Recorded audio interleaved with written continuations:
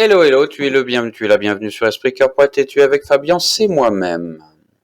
In the shop, Coupe Camelot, la partie livre. Les origines du livre. On appelait les longs rouleaux de papyrus des volumina. Durant l'Antiquité, les Égyptiens, les Grecs et les Romains utilisaient ce papier fabriqué à base de bambou pour conserver leurs textes. Puis, progressivement, le parchemin remplaça le papyrus. La révolution Gutenberg, l'élaboration de nouvelles techniques d'imprimerie et de typographie par Gutenberg vers 1450 marque ce qu'on a considéré comme une véritable révolution du livre, qui est désormais reproduit à de nombreux exemplaires, mais reste à l'échelle artisanale, en 1450. En effet, sur le moment, l'événement n'est pas une révolution en soi, mais est en réalité une révolution technique et industrielle. Le livre, à l'époque, n'est plus un objet unique, écrit ou reproduit à la demande. L'édition d'un livre devient une entreprise, nécessitant des capitaux pour sa réalisation et un marché pour sa diffusion. En contrepartie, le coût de chaque exemplaire baisse sensiblement, ce qui augmente peu à peu la diffusion du livre, dont l'expansion est cependant freinée par l'analphabétisme.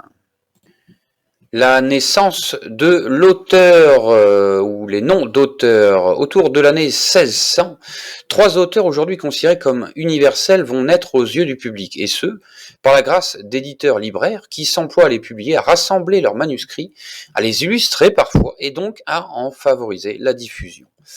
Parlons donc de Montaigne, Cervantes et Shakespeare. L'humanisme est alors à son apogée et la fonction auteur, telle qu'elle est définie, émerge non sans provoquer des réactions du côté de la censure.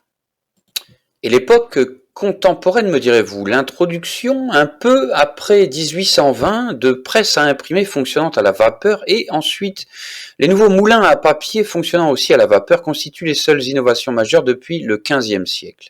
Ensemble, elles ont fait chuter le prix des livres et augmenter grandement leur nombre. Des éléments bibliographiques nombreux comme le positionnement et la formulation des titres et sous-titres ont aussi été affectés par ces nouvelles productions en série. De nouveaux types de documents apparaissent plus tard au XIXe siècle, photographie, enregistrement sonore et cinéma.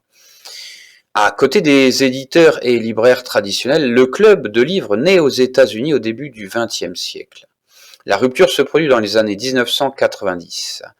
La généralisation du codage numérique multimédia qui code sous une forme unique et simple, 0, 1, 1, 0, 1, des textes, images fixes, images animées et sons, est une invention sans doute aussi considérable que celle de l'écriture.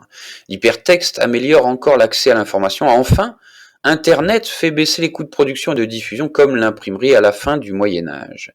Il est donc difficile, dorénavant, de prédire l'avenir du livre. Voilà, vous savez tout. Merci à vous d'avoir été là. À bientôt.